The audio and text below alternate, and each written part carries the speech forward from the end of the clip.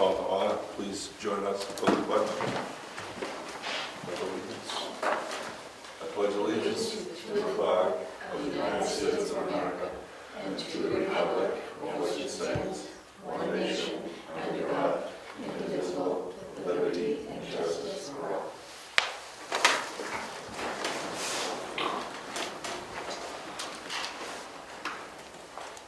Scheduled speakers. Approval of the minutes.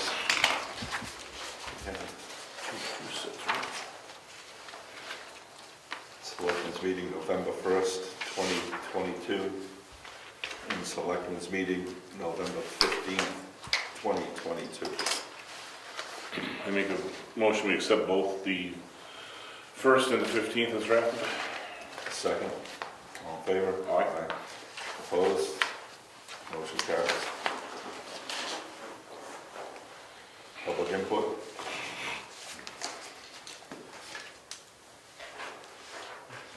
Town clerk? Treasurer? Yes. I'm going to give you an update on the installation of the computers. The new computers will be December 14th and 15th. Also, I've been working with the software MTS about configuring our new chart of accounts and getting it ready for January 1st. I did receive the check from the trustees of the trust funds to close the records preservation account. That was $692.54. I also received the payment from the cemetery trust, so they're doing, they're ahead of schedule too today. Also, I put in front of you the email I got from Heritage and from Mary Lou. So she's actually asking if she should be on the agenda for the next meeting. It's really. I think we should have her on the agenda for next meeting. It's not that I think getting donations is a great thing, and I'm sure she would do it well, but I just want to make sure that just kind of logistically we know how to account for the money, and if we don't spend it that year, I don't want to get it absorbed into the general budget, so just kind of put our heads together and make sure we have a game plan. So you want to have her in December 20th? Yeah, so Next meeting? Okay. Also, I have an email that I received from Leah, who did the newsletter, and she couldn't be here this morning, but she said she's had a positive feedback on it. She has a couple of requests for adding in a section on what's going on in the schools, sports, plays, that type of stuff. And also Catherine Goslin has asked to come on board to provide that info, I guess, for the school info. She said since everyone is busy with the holidays, she's planning on getting the group together again in January to discuss what comes next. She's had requests for a monthly edition, but she thinks that a monthly print edition would be too much to keep up with. She's wondering if the Selectmen would allow a print edition once quarterly, twice with the tax bills and twice on its own, and grant her a page on the town's website, which she could update as relevant news comes in and throughout the month. That way we'd keep most people updated as they need it, while those poor souls with no internet will be relatively informed as well. So she's actually asking for permission to put stuff on the website and to do an additional 2 newsletters, which would cost mailing it. I mean, we'd have to absorb the mailing costs. I think it's a good idea. Now with someone spearheading it, I'm all for it. Yeah. Back when it was kind of just this Selectmen. meandering thing, it didn't really work, it didn't serve its purpose, but now with somebody that's taking charge of it, I think the extra couple of mailings is not that big of a deal financially. You know, people are liking it, which I think I've heard a lot of good, and I think the webpage is not a bad idea, just give her a spot to do more constant updates. Adding additional space to the webpage, that's no cost, right? No, I don't think so. It's plenty of room. No, we have some space on the link page where we can put an actual link there. So it'll be a link and then it'll go through her page. Yeah, it'll be under Community I think it's news or called something? Other Services. It's where we list like Wakefield, things like that, so we can add a bulletin. Just make a news link. Change the Like name. a community news Yeah, or just something? title it newsletter. Community So newsletter. do you want to do you need a motion on that to approve for 2 additional newsletters, or do you want to, how do you want to do that? I just do motions. Yeah, I do the motion. I move that we support 2 additional newsletters and 2 newsletters into the tax bills and a web space for Leah to do current news and events. Second. All in favor? All right. Okay, that's all I have.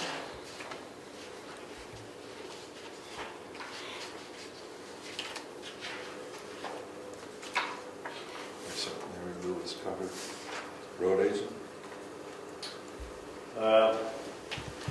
We had a bunch of storm cleanup after the last rain and wind episode there, which just tons of dead trees that we have all over the place. So it's going to be an ongoing battle. And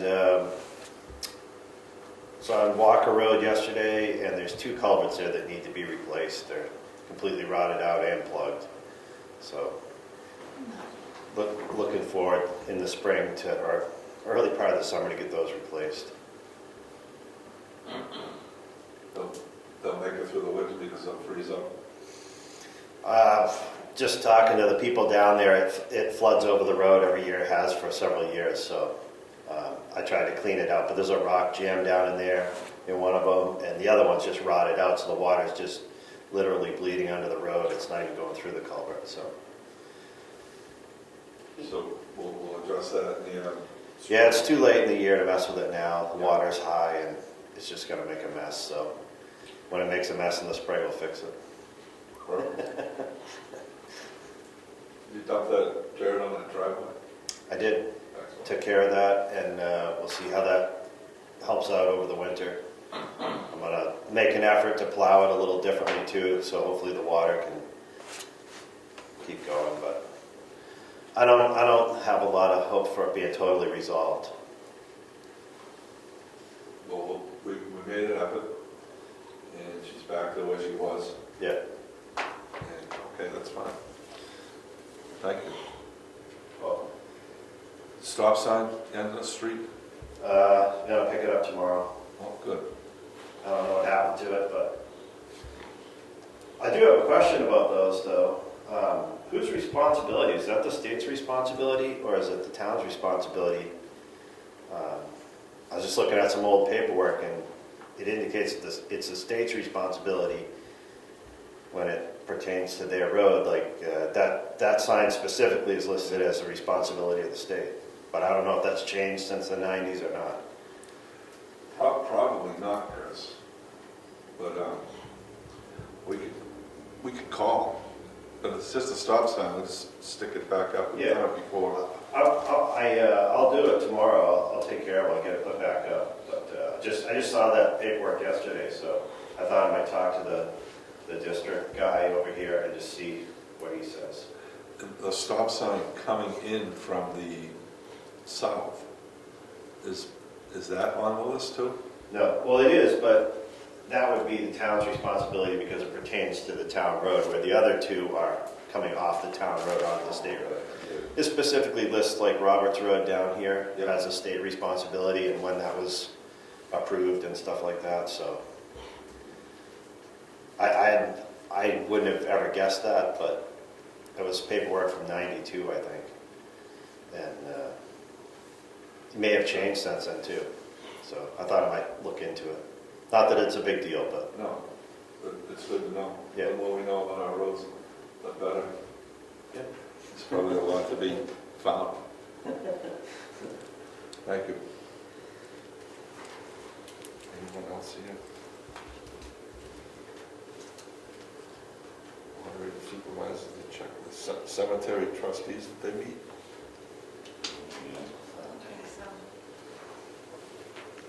I do have a bill that Craig sent me this morning that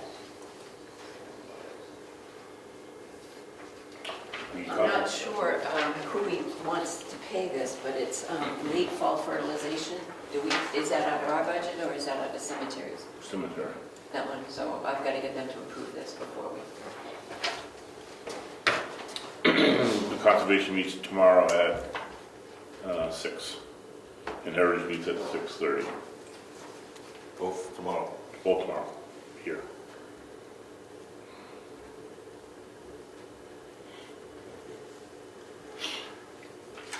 So January 13th, 2023 is the deadline for submissions to the town report.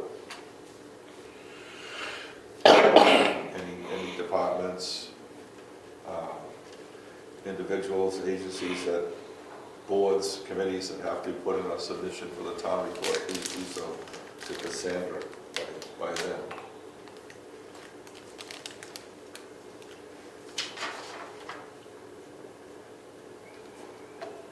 Anything else? Saturday, 9 to 11, at the town hall. Heritage is putting on a free Christmas breakfast. If I'm not mistaken, will be omelets, pancakes, sausage, juice, coffee. Free, and there'll be a donation box for anything. But anyone is welcome to attend. Excellent. Will there be bacon? I can put it on the list of attempts. Bacon's kind of a bigger hassle to cook than sausage. I'm only coming if there's bacon. I'm just kidding. My pleasure to attend. Bacon costs a lot of money right now. Yes, I know. Just cook a strip. Good. I'll bring my own microwave bacon. That's good. I expect a decent turnout. And the last time we did it, the food was half decent. Yeah. Just half decent. Yeah. Wasn't bad. So they'll have, in addition to the omelets and pancakes and sausage and that piece of bacon, DJ will have a toast bar. She'll be making toast for everybody. And Chris and Kate have offered to help if you guys needed help as well. Excellent. Come on down. Oh, boy. So we have anything else on? No, it's kind of quiet now that the budget's done. We haven't got the numbers from Wakefield yet, right? And I've been keeping in touch with Tony Boda over there, so no. Okay, well. And we haven't done salaries. I don't know if you want to address that or not. I mean, that's the only thing. We got to wait for Rich to do salaries. And then the warrant articles. Yeah, the warrants I did start. Okay. Got like 2 done. You thought about it. Well, no, I got like 2 done, and then I then highlighted the ones I need to do. So I'll bang them out. I do have one other thing. Back in May, Ed Gothier came from Drew Farm, Curry's Way, and asked us to aid him with the postmaster as far as getting mail delivery into the development for safety reasons. We've had a little bit of difficulty getting that pushed through. So he's just informed me as of yesterday that he's reached out to Chris Papps' office. And Chris Papps' assistant is reaching out to the postmaster to see if they can try to push that through. So we should get more updates on that in the upcoming weeks. Yeah, that's what we've heard, that you're going to be a squeaky wheel to get that to change. That's all budgetary when it comes to the post office. So. Yeah. So I did, he asked if we wanted to be included in the email chain, the communications, so I said yes. Yes. That situation, as far as I know, is the post office wants them to put their mailboxes on 109 at that corner. And the objection is, there's so many houses in there, you'd have a big cluster of mailboxes there, and at mail time on a busy road, it's got a potential of being dangerous. Yeah. And whereas it is a town road now, why should it be any different than the rest of the town roads? So it's a matter of time to drive the loop would be more than offset by any confusion, accidents, or trouble on 109. Yep. Please, you did that. Yeah, me too. So sometimes it just requires a little bit of extra pushback, little extra steps. So. But he was happy to do it, and I let him know if there was anything else we could do to help him out. Just so Yeah, Ed's a good advocate for that neighborhood. For sure. bills and get this out of the way. Yeah, we'll do the bills. And checks. So payroll You got is payroll there. frame. Payroll is there. Okay, Oh, so, timber, there was a timber Yeah. envelope. Let's sign it, You did? if you want that. Yeah, the intent to cut, yeah, we don't need to read that on the record, it's just No the mo- intent. no motions? No, it's not a deed, if it's a deed, we have to write it. One more thing before you start. The Carroll County delegation is meeting on December 22nd, 2002 at 10 a.m. This is for the budget and the report as of September 30th, 2022. Go ahead. Carroll County Registry of Deeds, $55.60. Consolidated Communications, $112.58. Eastern Materials, $3,240. Chris can tell you what it was. It's gravel. Gravel for Lyford Road, and they also opened an account for us because Osby Aggregates didn't have any gravel. Another one for Eastern Materials for $5,832. It's the same. Yeah, that was a separate day, but same place. Eversource, $215.25 and $28.76. Governor Wentworth Regional School District, $94,283 for December. Karen Servasic, $16.32 for postage. Kenville Construction, this one is the, oops, I got them in order here. So ending November 20th for $5,132.50. November 27th, $8,615.50. And December 4th for $3,453. Long Meadow, $6.36, which was for extra keys. Positively Creative Solutions is the hosting plan for, is the website? Yes. Okay, it's $213.65. That's a year, but I looked back and this, we pay it this time of year. It's actually not for the website, it's for our emails. Okay, I'm sorry. And, yeah. Mailbox fee for, post office fee for Diana's mail is $198 for a year. And Spectrum, $84.98.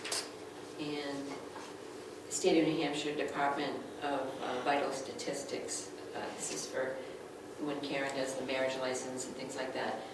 We had a credit for $30, so she's telling me that we should, out of the $51 that's due, to pay 21 of it and to write a little note on it. Tim Strauss, $300 for his annual, quarterly payment, I'm sorry, for his chairman.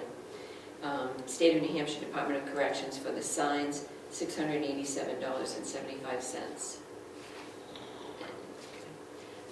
Mary Ann Lynch for some postage and materials for supervisors of the checklist, $52.98. That's it. I'll make a motion, we accept the bills right on the record. Second. All in favor? Aye.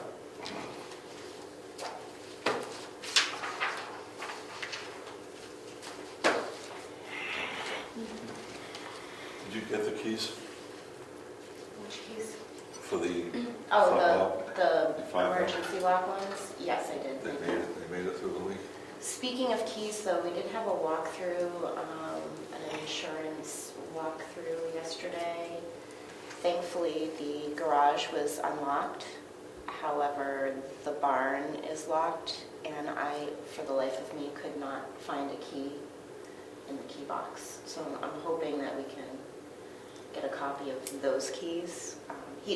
Luckily, he could get his phone in there to take a picture Yeah. through the crack in the door, but Not much to say on it was that. like, I was out there with this big handful, like, trying to find one, so Do you see Brad? He has that key. he does. Okay. I will reach out to Brad.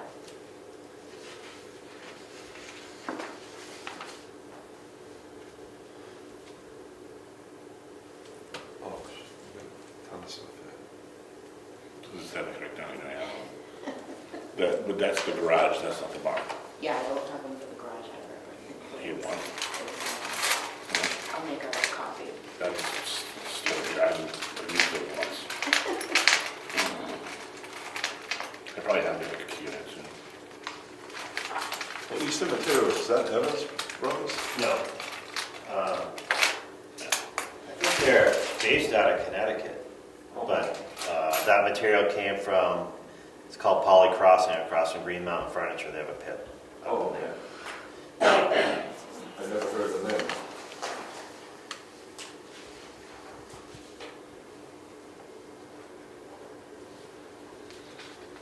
Someone got me material and said it came from Middleton. Is there someone over there stocking material? At the airport? Oh, yeah, that, I didn't know what they had there, but, yeah, there's a company in there. I can't think of the name right now, but, I drove through there, but didn't see anything. No planes either. yeah. Yeah, they keep changing their mind what they want to do. It's going to be a golf course at one time, an airport, development, you name it. I heard one time, big luxury hotel, fly-in airport, casino, the whole bit. Where is that? Middleton, huh? Where? Middleton. Really?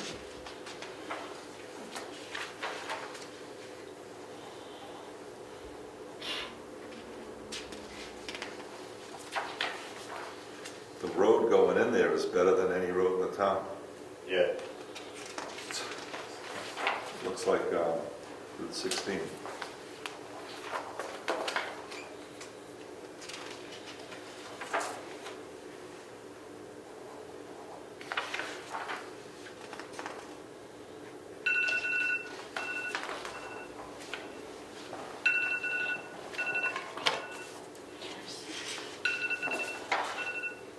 So when I usually make, when I make it go to work. Rise and shine.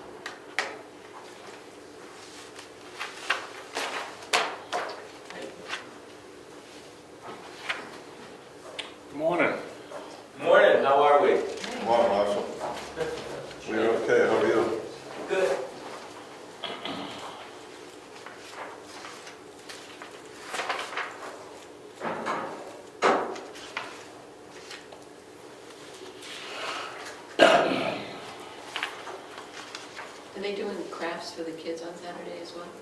They usually do, yeah. I haven't gone, we're doing a meeting tonight, they're gonna finalize everything, but yeah, that was discussed, like doing ornaments or something like that.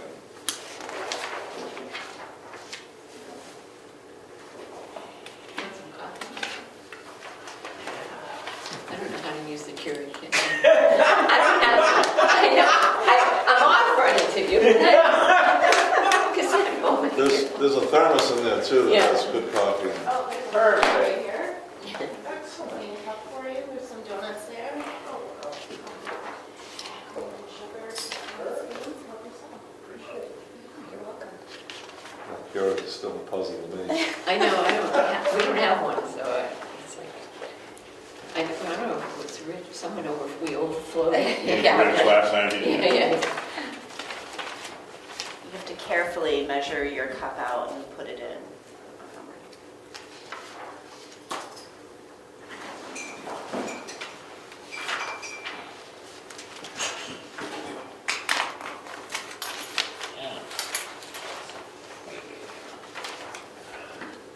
Will you do your third signature on these checks? Yeah, I'll do the third signature. Thank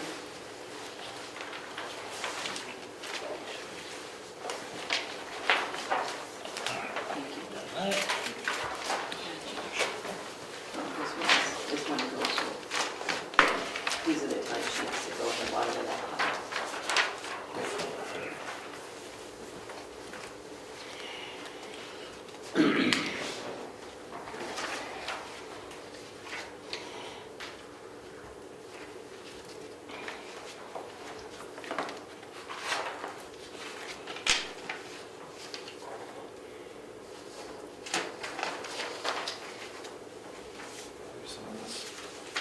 I don't think you can sign the time sheets, I don't know. I don't think we do.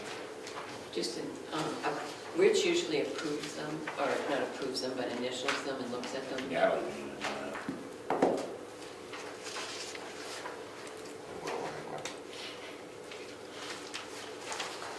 Mark in the earth. Let's see.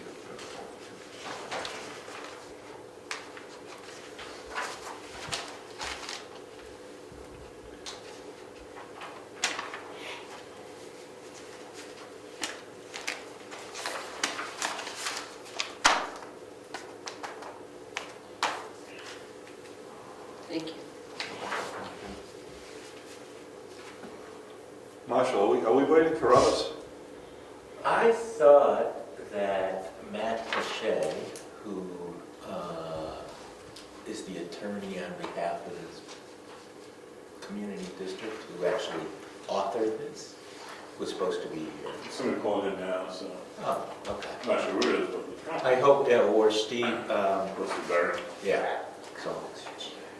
So we'll have motion on this meeting and then go into the public hearing. Yeah, why don't we, yeah, that'll probably be easy, we just adjourn the second meeting and the public hearing.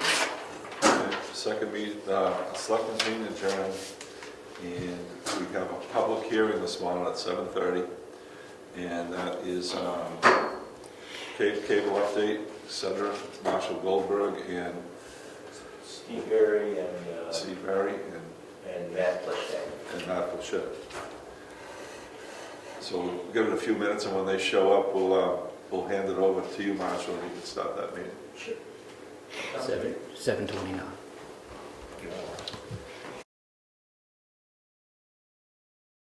And it's, pretty early in the morning, which is, I think that's a good sign. I have copies of the district agreement for anyone that needs it. I have copies of the RSA under which we're creating this district. So if anyone needs that, it's RSA 53G. So briefly, we began this process at the beginning of this year. 14 towns have decided to join the planning committee to form a communications district here in Carroll County. It grew out of the efforts of the Carroll County Broadband Committee, which was formed back in 2019. And what we found with that committee was there was tremendous interest in getting better internet in Carroll County.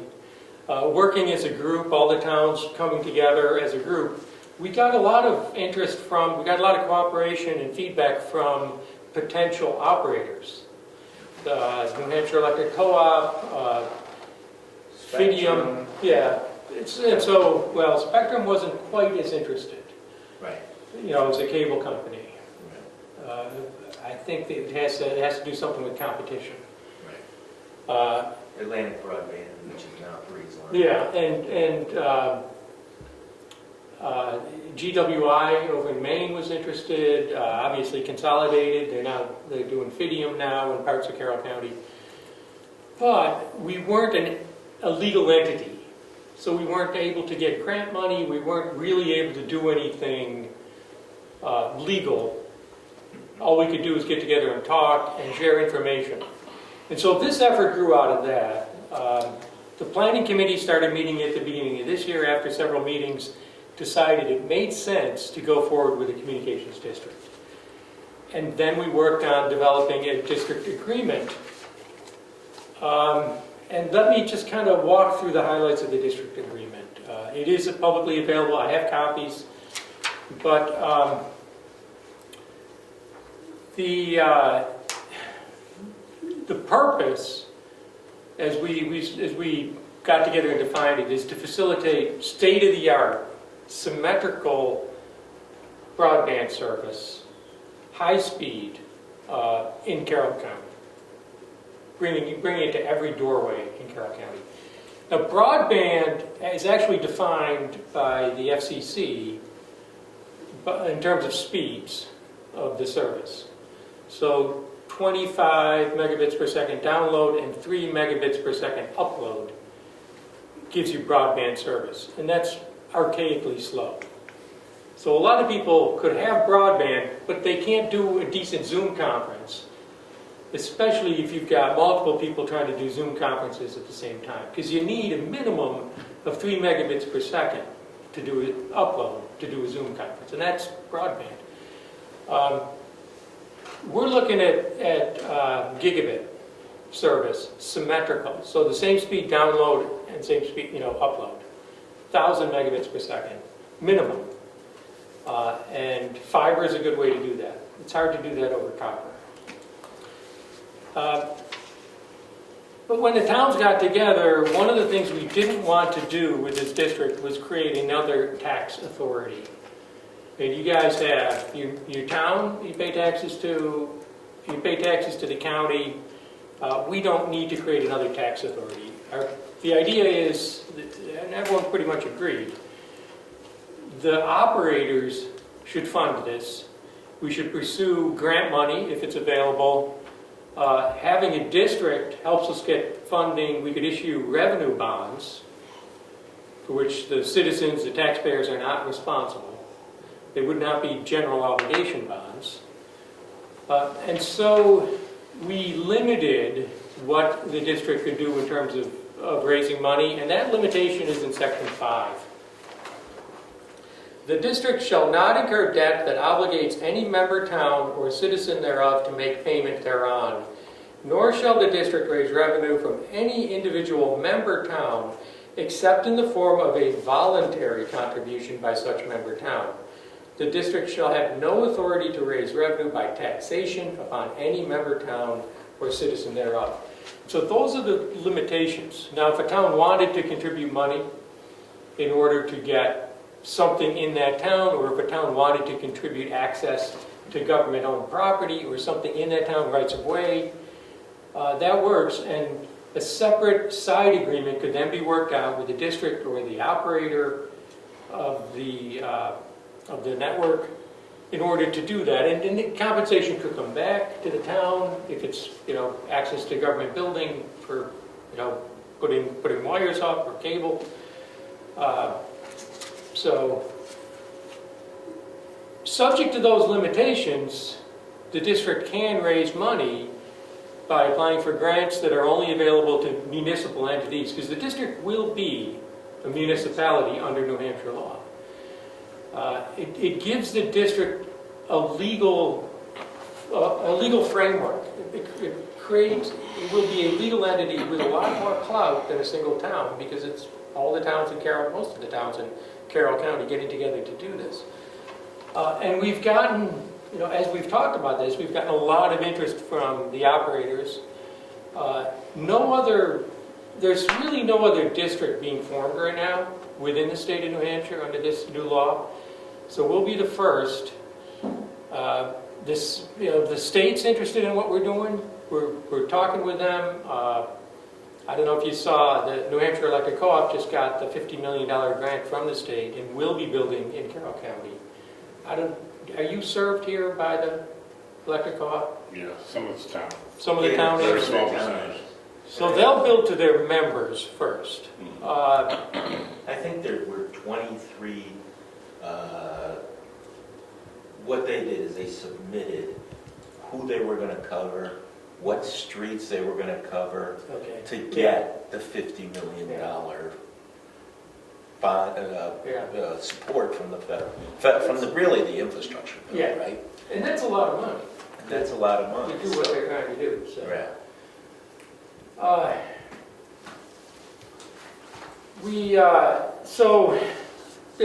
The benefits of doing this are they're pretty significant. We can negotiate as a larger entity. We can share information as a larger entity. We could issue an RFP as a district to bring it to join with a private partner to help build, and we could share our grant authority, our ability to get grants with that private partner. We could do more than one private partner, depending on how the county gets carved up. And the district will not be an operator itself. That's what the group decided in the planning committee. We're not looking to operate a network. We want private companies to come in and provide that service. They have the wherewithal, they've got the people, they have the employees, they have the know-how. The district just wants to make sure it happens and be in a position to facilitate. So, which is why this district agreement says the purpose is to facilitate doing this. As a member of the district, your real only obligation is to appoint a representative to sit on the district board and an alternate. So if you can find someone to do that, there's no monetary contribution, just a time contribution. And you can participate as much or as little as you want, and you can withdraw by a vote of the legislative body. So if you have a warrant article sometime in the future, you can withdraw from the district later if a majority of the citizens of the town want to do that. We've tried to keep it as simple as possible. All the benefits that we can offer within the framework, but without an onerous obligation or a monetary cost. So I guess to put it in context for you, in Brookfield, probably 3/4 of the 300 roughly households have service with Spectrum. And then we negotiated with and signed a franchise agreement with Breezeline, which was Atlantic Broadband, to capture the 99 homes that still do not have broadband coverage, right? So you guys signed that back in May of 2021? Is that right? It was a while ago, I don't recall. It was a year and change. And at that point, it was articulated that it would take at least 6 months to make that happen. Because you have to, what the process is, you have a make-ready process for the poles. So who owns the poles, right? So some of the poles are owned by New England Co-op, New Hampshire Co-op, and some of them are owned by Consolidated. And there's a New Hampshire law that says, as a supplier, meaning the electric companies, the partners, meaning Atlantic Broadband, have to go to the electric company to find out how much it's going to cost to refit the poles if needed. Some poles are old, some are not high enough, there's not enough space to run the line. And so they have 180 days before they even have to give a quote. to the supplier. So it's been almost a year and a half now, and it sounds like, the last I talked to Rich was all of the make-ready pole work has been completed, and they used a subcontractor to do that. And then they'll start that process, I'm guessing in January kind of time frame, right? And they'll go out to all the public who, and try to sign them up for the service, right? So you might think, well, why would we want to have to join a district if we're going to get service for everybody? Well, we're really not going to get service for everybody because, for example, down Tumble Down Dick Road, it's just too expensive and you'd have to run wires under the water of the lake, et cetera, et cetera. So there's some people who still will not be served even after we go through this process. I think I would guess maybe 80 out of the 99 homes, ballpark, would be served. And the reason we want to do this is because at the end of the day, we want to create competition. And so the more people we have who are suppliers, the better we can longer term reduce price, right? So that's the whole purpose of it.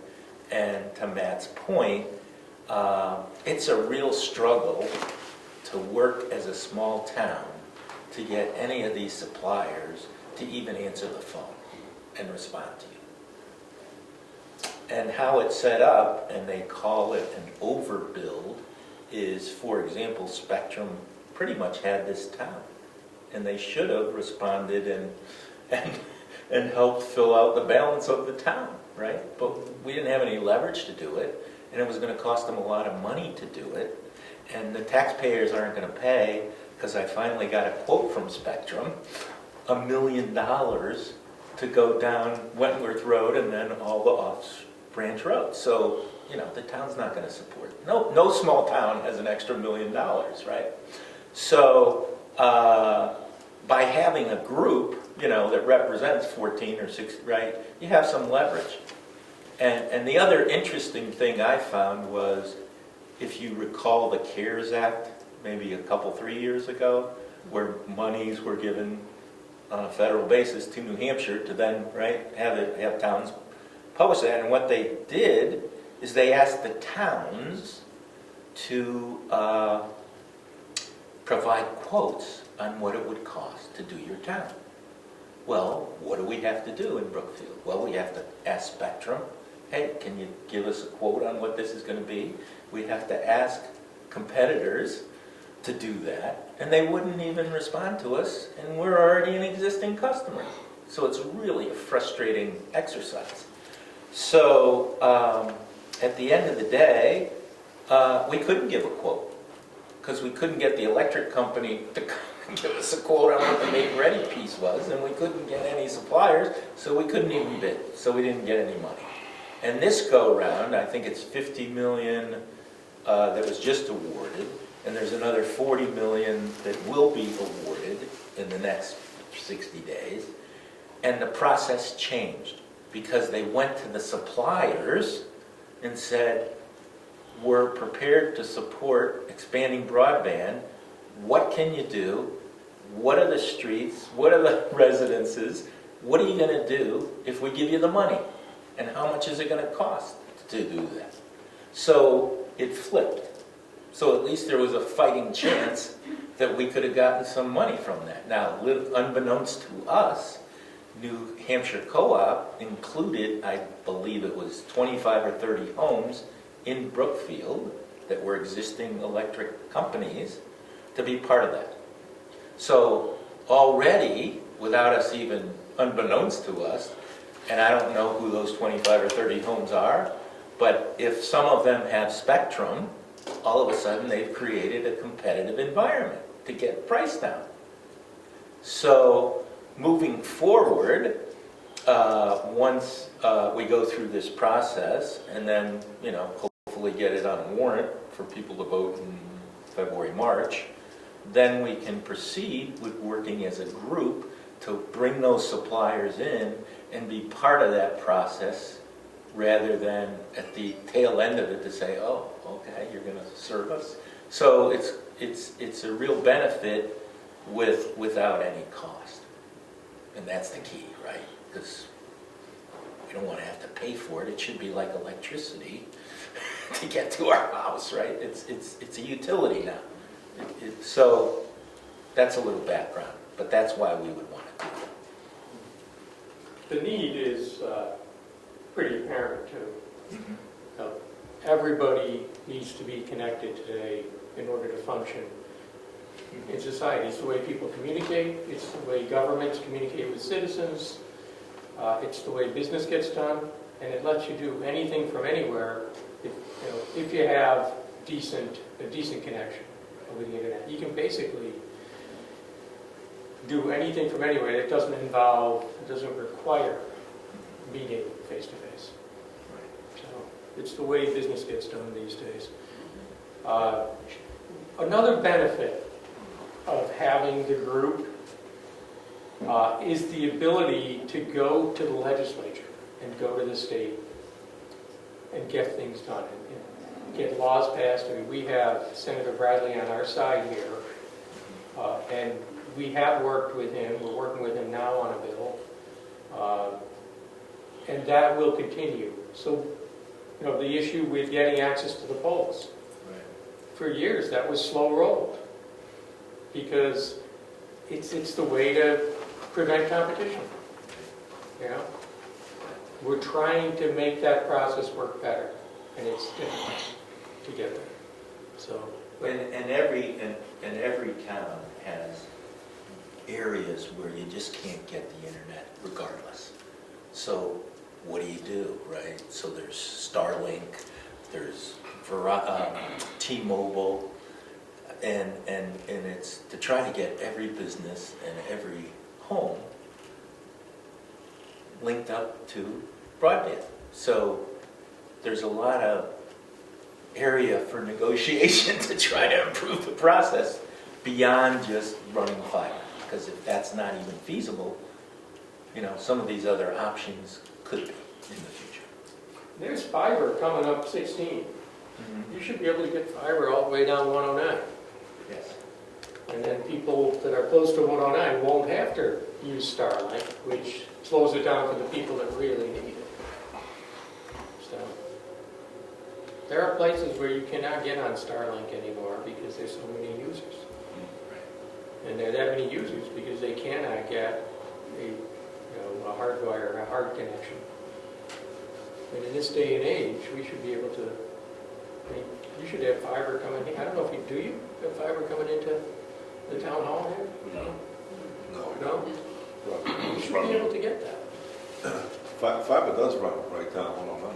It does. In spaces and places. Yeah. It's fine. Is this broadband and communication, is this a utility now? Public utility? Is it a public utility? I don't know if it is. I don't think it is. It's not regulated that way. Right. Well, that was part of the issue, was when they came into existence, it was television. So it was a luxury. Right. Right. But now, like you mentioned, It's not a luxury anymore. it's a necessity. It's a necessity, and it's not treated as a communications network, but it really is, and that has to change. It's a necessity for life these days. It affects everything we do. Is there a duplicate effort in the northern counties, in the western counties in New Hampshire that face that problem? They haven't gotten as far as we have. Some of the towns in the southwest part of the state struck deals with Consolidated, but they did it through general revenue bonds. I mean, they paid to get the service in place. Our notion is we shouldn't have to pay. The taxpayer shouldn't have to pay. The customer should pay. And we should be able to do this competitively. So when do we hook up? That's a great question.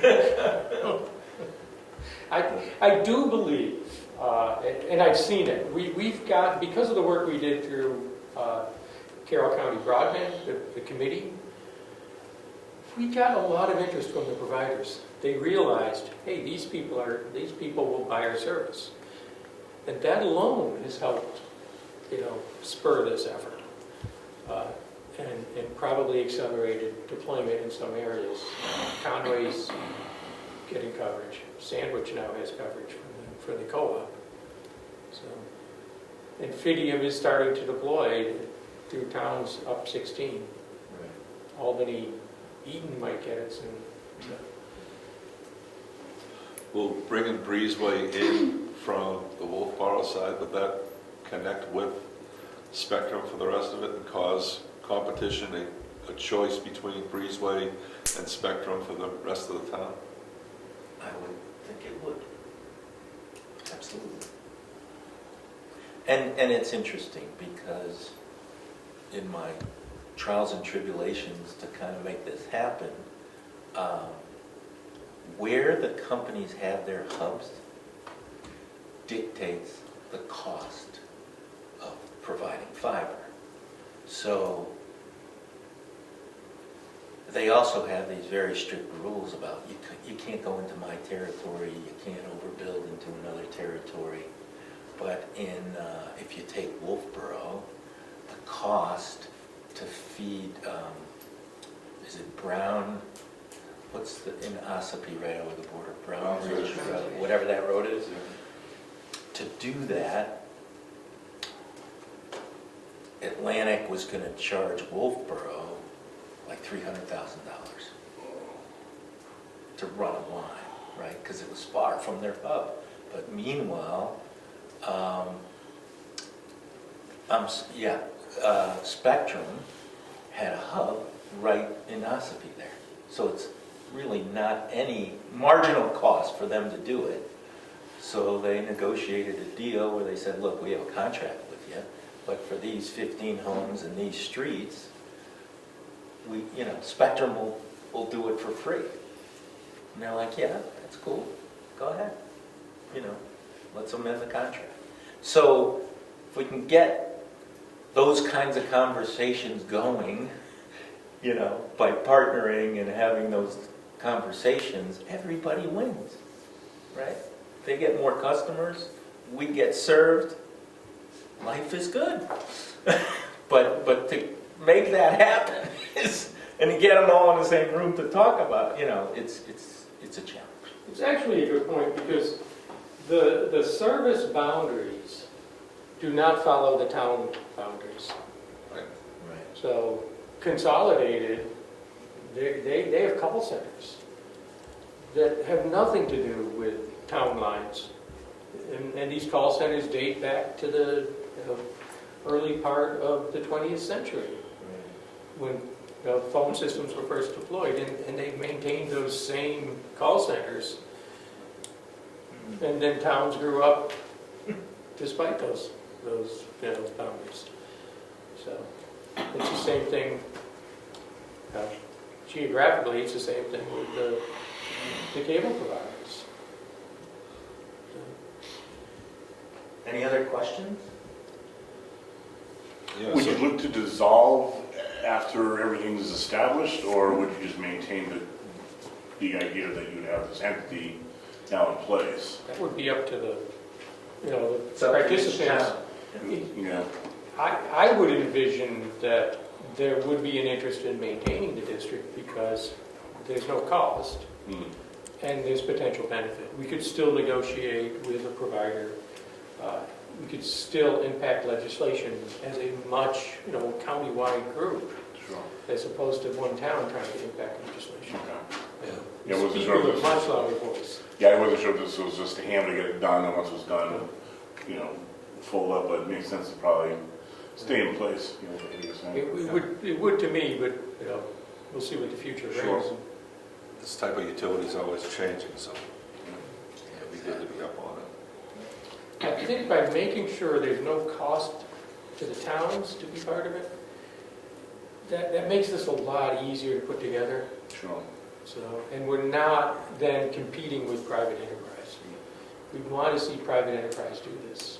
They can do it better than any town can. So, back to the questions that the selectmen are being asked.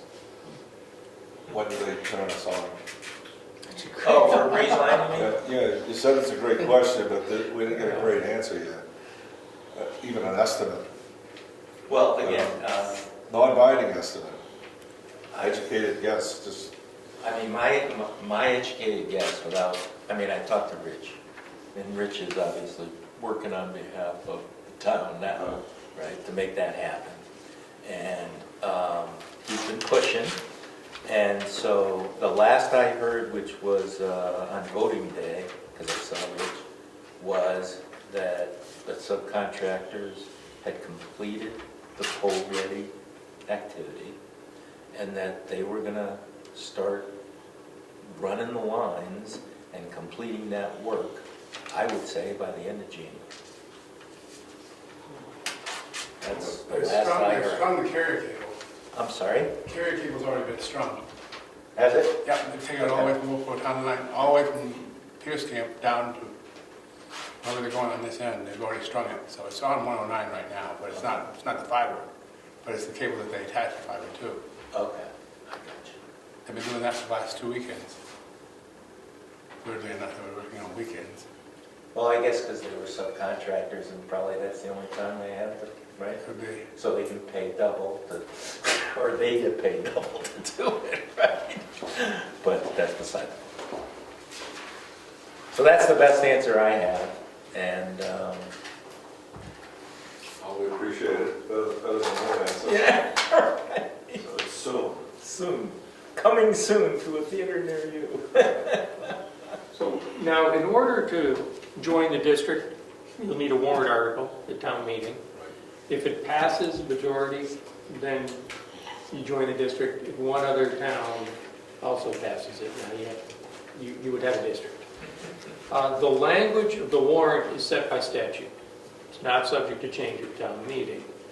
And real briefly, shall the town of Brookfield accept the provisions of RSA 53G 1 through 11, providing for the establishment of a communications district together with the municipalities of, he lists the other municipalities that are looking at this, in accordance with the provisions of the proposed agreement filed with the Board of Selectmen. We have 14 members of the planning committee. In the past week, both Bartlett and Jackson, who are not on the planning committee, have decided they're interested in putting this on their town warrant as well. So we've set up public hearings there in those two towns as well. Once we've done all the public hearings, we'll create the final agreement and submit it to the Attorney General's office for formal review. We've already done an informal review with them, and we've had discussions with them. So they've seen this informally, but we will have to do a formal review. If there are necessary revisions, we would revise it, create the final document. I don't envision much change other than adding those two additional towns. And then there will be one final public hearing somewhere within the towns. Not another hearing in each town, so we would announce that. And then it goes to town meeting as a warrant, so. So you'll leave that information with us. Yeah, you should have received this, but I can leave it, and